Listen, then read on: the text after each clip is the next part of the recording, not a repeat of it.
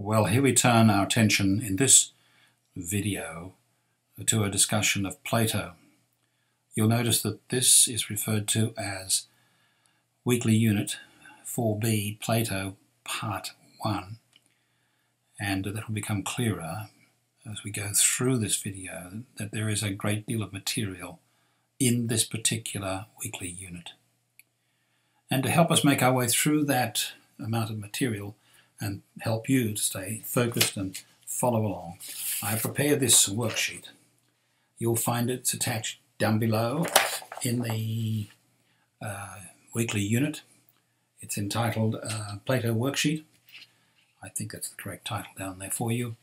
And it's important that you print this off and, in a sense, in a few moments, stop the video, print it off, and then come back and continue with the video. Also, with your chapter 8 in the textbook, that's the chapter dealing with Plato proper, Plato knowing the real and the good, and of course the PowerPoints, which are also down below. And they're the PowerPoints you'll see within this particular video as well. As is always the case, there's additional material in the video than there is in the PowerPoint notes. But what you have here, of course, is the learning objectives for this weekly unit. And you can see there's quite a bit of material, both in terms of Plato's background, his metaphysics, his epistemology, his anthropology, his value theory, and even a quick look at the Republic, that very famous work that he wrote. And probably there's no work written by Plato that is better known, or at least known about, than the Republic, the book which sets forth systematically the total package of his views. And that will largely be our focus. We'll reach the materials outside that, as does the textbook. But we need to pause a moment, and we need to reflect upon why Plato is so important. A very well-known English philosopher and teacher who taught at Cambridge University for many years and then eventually came across the United States and taught at Harvard. He was famous for mathematics as well as philosophy. And he wrote this very interesting statement. He said, "The safest general categorization of the European philosophical tradition is that it consists of a series of footnotes to Plato." That's an astonishing statement.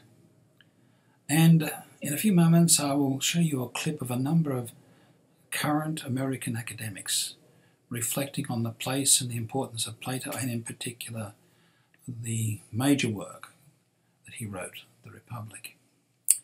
But because of this, and we're beginning this process in the course, we're going to spend a little more time on the details of Plato's philosophy than we will on the subsequent philosophers. In the subsequent philosophers we'll look at, we will be, generally speaking, seeing their background, seeing the major topics that they dealt with, the major issues, what they contributed to philosophy. In other words, we'll take a broader view of looking at them. But with Plato, and to some extent also Aristotle, we'll have a little more detail in them. And to that end, again, this is a very, very important thing to print off. At least I think it is. I hope it will help you very much. So let's pause and let's see what other people are saying about our friend Plato. This is a book that pulls you in, plays with your mind, and dares you to put it down without saying what you think. Plato's Republic has the kind of power to intrigue and infuriate that few works can equal. You can argue about anything from whether we should allow certain kinds of music to be sold, whether we should censor the arts. What is justice? What is a great society? What ought it be? What is authentic and what is fake? How one has knowledge. What do we teach the young? Whatever it is, it's somewhere in Plato. All right, let's now turn our attention for a few moments to some overall perspectives on Plato. First, what was he trying to do in general? Well, it's very clear from his early dialogues that he's trying to vindicate his mentor, Socrates. It's also clear from the way he writes that his historical context affects the way he operates, the way he functions. In particular, how he chooses to use Socrates as the main player in his dialogues rather than himself. There's also an interesting shift. Socrates focused on the word virtue, what was right and what was righteous. And Plato, on the other hand, has a shift to justice. Not surprising, given what happened to his mentor, that he should be concerned about what was just and how just society worked. But he wants something special. He doesn't want just to have a discussion of justice. He wants to have an objective definition of justice, one to which everyone will agree. And in that regard, he wants to impact his culture. And instead of walking around the streets being a gadfly, irritating everybody, he chose instead to write and to set up a school called the Academy, which he established in 387. However, that does bring us to what was he trying to do in terms of the big questions. This is the big questions that the pre-Socratics were discussing. Well, he's going to bring those things together systematically as a total picture, first in relation to metaphysics, then in relation to epistemology, and then in value theory. You'll see I have the big questions, at least some of them, set out for you here. And we'll turn our attention first to the metaphysics big questions. How did he relate change and non-change? How did he explain the relation with one and the many? In epistemology, he wants to understand what is true in an absolute sense, that it's absolute and certain and fixed, and everyone can agree to it. And that leads into his concern in value theory, where he comes up with a concept of justice, one in which is objective, and one in which all the gods agree to, as well as all the great thinkers, all great philosophers agree to. And then he has to ask the question, how does that impact society? Now, the worksheet here that I'm giving you is set up in 3 columns. This is a column for metaphysics, this is one for for epistemology, and this for value theory. Metaphysics, epistemology, value theory. And we're going to go first through metaphysics. So that's the column you need to be following as we make our way through. But before we go on, let's quickly remind ourselves of the turbulent times in which Plato was living and writing. The Peloponnesian War ends in about 404 BC. Just 5 years later, Socrates is put to death by one of the great democracies, a mystery we've already discussed. But that's taking place also at a time when the wars in Asia Minor and the threatening power of Persia is flowing and ebbing and flowing and ebbing. And it's in this period of time that Plato begins to establish the Academy in 387. It's true he left Athens after the death of Socrates for a while and came back. But at the same time when he came back, lo and behold, the country is engaged with war, this time with Corinth. All the major Corinthian cities are fighting each other. Athens, Sparta, Thebes, Corinth. The battles going on, you see them on the left-hand side. And during this period of time, there's a lot of tension. Of course, the cities are getting weaker and weaker, and in the north, the growing threat from Macedonia, under the leadership of Philip, King Philip of Macedonia, who was going to eventually take over the whole of Greece and establish Greece as a single country. These things are going on. Plato dies just before Philip of Macedon has his final victory. And that, of course, affects Aristotle. You'll see on the right-hand side that Aristotle, for example, becomes a student.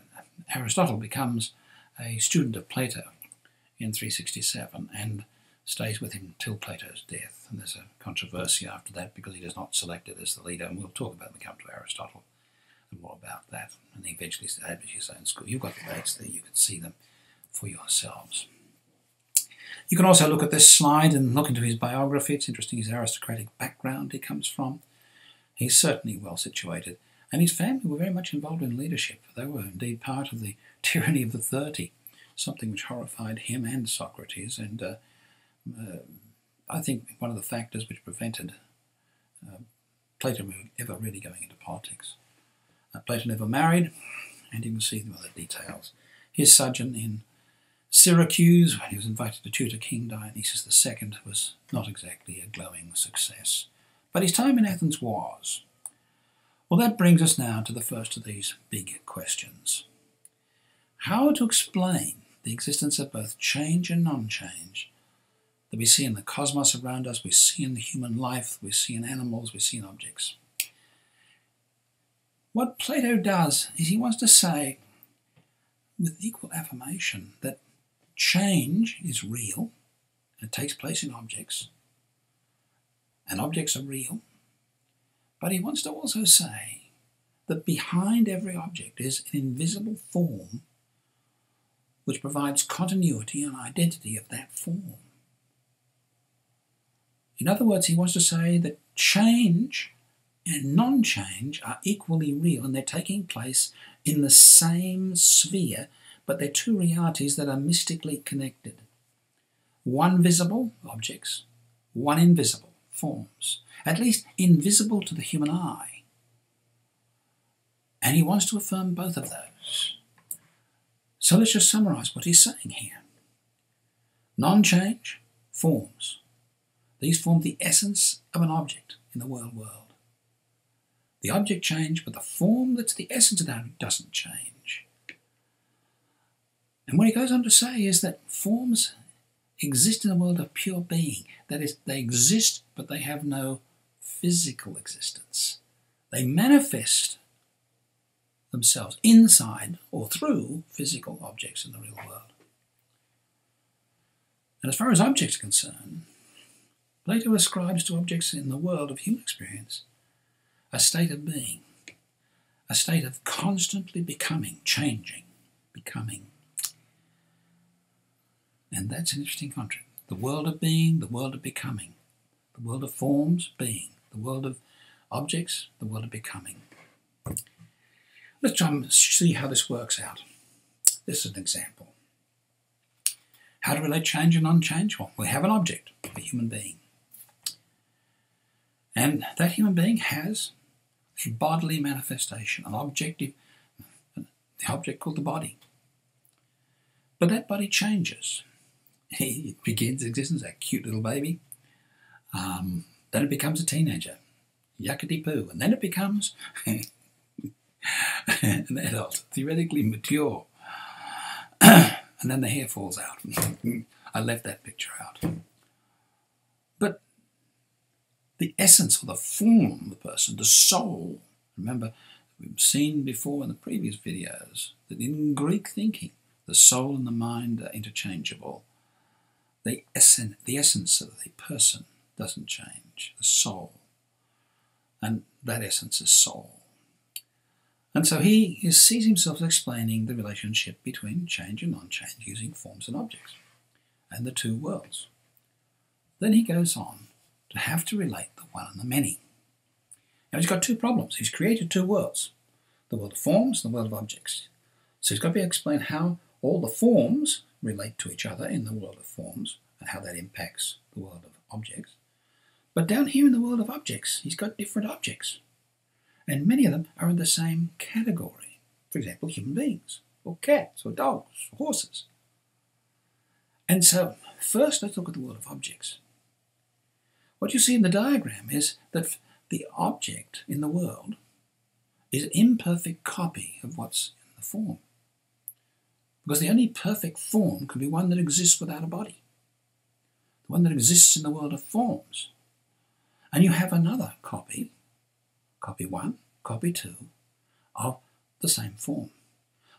But they're copied in two different ways in the sense that the difference between them is a difference of imperfection. As copy 1 is an imperfect copy of the form, imperfect copy number 2 is also an imperfect copy, and they differ.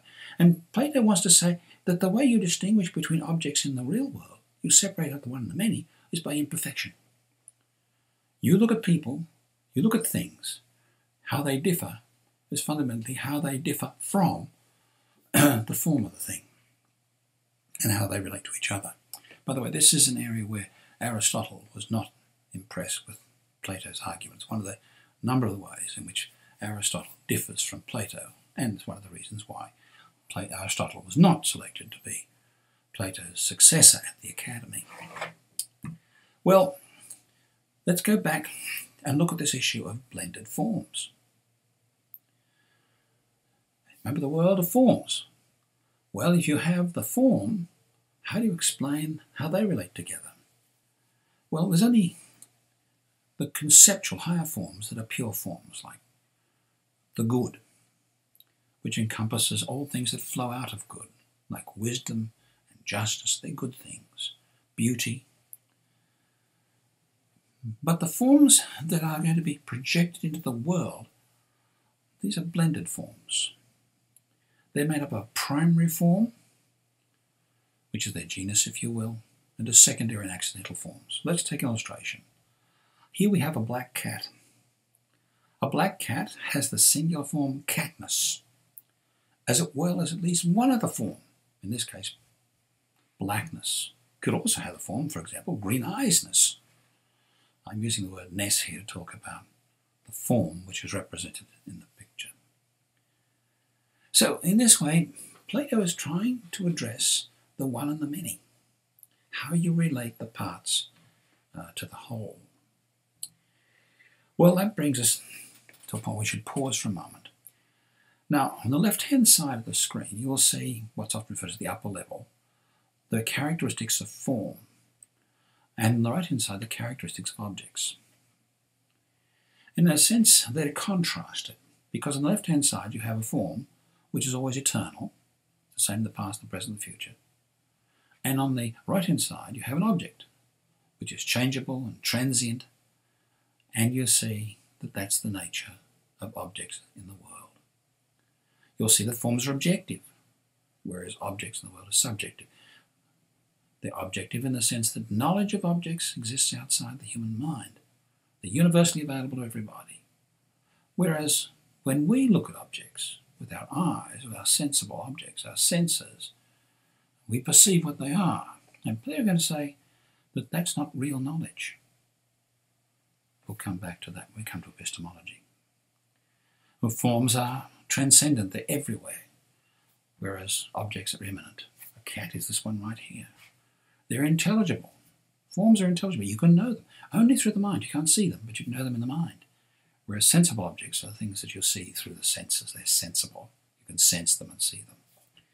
Forms are archetypal or archetypical. The model of everything, they're the model of everything that exists in the world of objects. Hence, everything in the world of objects is a copy of a form. And most importantly, the forms are perfect, whereas the objects are imperfect copies of the original. Well, that brings us to a very important point in our video, to introduce to you the allegory of the cave. Now, this allegory is an interesting story which is used by Plato to have impact in the area of metaphysics and epistemology. The details of that are set out on this slide. From our perspective today, the sun represents the good, what's real, metaphysics, but it also represents, and shadows represent objects. In terms of epistemology, the sun represents wisdom and the shadows represent opinion and imagination. So let's have a quick look at a clip of the allegory of the cave. Republic's most famous story, the allegory of the cave.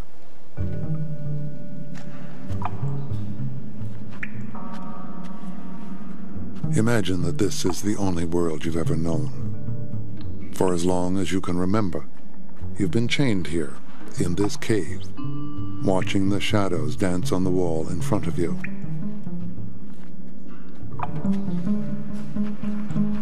Unable to even turn around, you have no idea that they are merely reflections cast by the outside world. You believe they are all there is to life. This is your reality. Then one day, a prisoner breaks loose.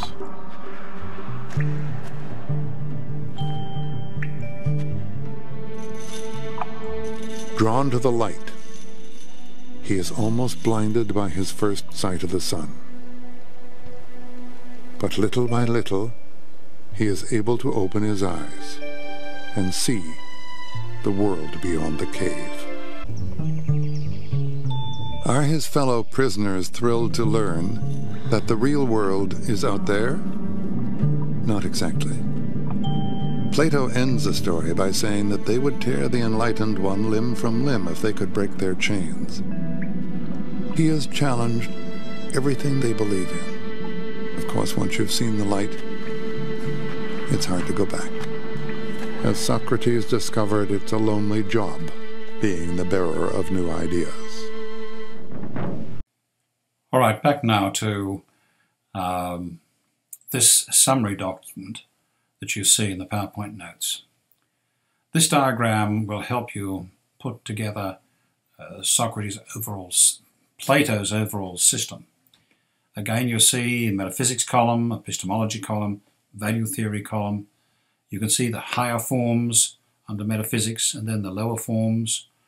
These are all forms, higher forms being conceptual and universal forms, lower forms being science and mathematic forms. And then you'll see the dividing line. You'll read about the dividing line in the textbook and elsewhere. It's the dividing line between the forms and the objects, between the world of being and the world of becoming, between the world of non-change and the world of change. You'll see that there are 4 levels of existence for reality. Remember, the sensible world exists, it's real, but so are the forms real. So the highest level is the higher forms level with the good and all the other conceptual forms. The lower forms, the scientific and math forms. Now also in the sensible world you have objects and shadows and images, different levels, and they have a corresponding impact on epistemology. Now we'll come back to this diagram when we've gone through epistemology in the next video, but you'll see how that will relate together. And then when we move on from the video concerning epistemology, when we come to justice and the Republic, we'll see it all ties together. This will be helpful for you, I think, as you make your way through summarizing. Remember to use your worksheet. Remember the worksheet is a reflection of this same sheet as well, same structure, so they all reasonably connect together. But before we leave this topic of metaphysics, the left-hand column on your worksheet and the left-hand column on the slide in front of you, I want to talk briefly about 2 other topics, Plato's anthropology and then the concept of the soul. So let's turn our attention now to his anthropology. He is a metaphysical dualist. He believes in 2 fundamental realities, 2 fundamental substances upholding the universe, one substance being form, the other being objects. But that's equally true of human beings. A human being is made up of a form, a soul or a mind, and a body. And that should be reasonably easy to understand because in the Western tradition of thinking and in theology, these link together and are, I think, fairly familiar with you. But we need to move on from that to his concept of the soul, because the soul has 3 operative parts, or 3 operative operations or functions. It's one soul with 3 orientations, 3 motivations. The first is the rational part, the part of the soul that is to rule all the other parts of the soul, reason. And then there is the spirit or character part of the soul, the part that is keen in action, getting involved in things. And then there's the appetitive or sensual or physical part, the part of the soul that is concerned about bodily appetites and bodily concerns. Now Plato's view is going to be very much that this tripartite soul needs to be ruled, managed by the rational part of the soul. But this soul, this whole package, with its 3 manifestations, 3 activities, he views, as did Socrates, as being immortal. And let's just see the arguments. We won't have time in this course to look at these arguments in great detail. You see, Plato, first of all, affirms the 3 arguments put forward by Socrates. We looked at that in the Apology. The argument from generation out of opposites, the argument from recollection. That is very similar to the argument that Plato is going to use with the slave boy below and deals with innate ideas. And then the simplicity argument. The slave boy argument relates to a discussion we'll have a little refer to it when we come to his epistemology, Plato's epistemology, where he picks up on some of Socrates' arguments. The bottom line is that the slave boy has innate ideas about things. He knows things, and Socrates is able to bring out those ideas in the young boy and to enable him to use them. So in other words, somehow those innate ideas, they were part of the rational part of the soul, and if they existed previously, then if those ideas exist in the soul, then those ideas must show that the soul existed beforehand in the world of forms and was acquainted with forms. It has a concept, a similar argument, which comes out of the concept of equal. The textbook does consider this one for you. Bottom line is, if I know that two objects are equal, I'm using a concept of equal. And the question arises, how do I know about equal? The fact that I look at two things and decide they're equal, what's the conceptual form for equal? Where did I get that from? Ergo, I must have known about equal from this innate idea in my mind. And then he has an interesting argument about animation. He says that the heart, the essential function of the soul is animation. It gets things moving, it's full of energy. And that's what it is. And he wants to make a rational distinction between something that provides energy and something that moves because of another energy. The soul is self-energizing, self-moving, whereas the body requires the soul to move it. And he says, if it is true, and he argues it is, that the soul is a self-mover, and the body is only a mover when the soul moves it, the body can die and ceases to move, but because the soul is a self-mover, ergo it must be eternal. And then the last argument, one was perhaps as difficult for us to understand, and that is that the body is blocking the self from its fulfillment. I'll let you read those arguments for yourself. What's the point of this? The important thing to note, I think, at this point with this story, in Plato's discussions of the soul, is that he believes in the immortality of the soul. He has that sense that human beings are so much more than simply this existence on the earth. And what he sets about is to give a rational argument for that soul, one that can come from reason and self-thought. And he comes up basically with 7 arguments, using Plato's 3 and 4 of his own. And these are interesting arguments, but does show us here again that even with this big issue, what's the soul, and is it eternal, is there life after death, he, along with many other philosophers, is going to try to argue there's a rational explanation for why the soul is immortal and why there is life after death. That brings us to a pause, and where I would encourage you now to move to the next video. So I'll thank you for watching this video, and we'll pause at this point, and you can go over your worksheets and make sure that you have everything up to date on them.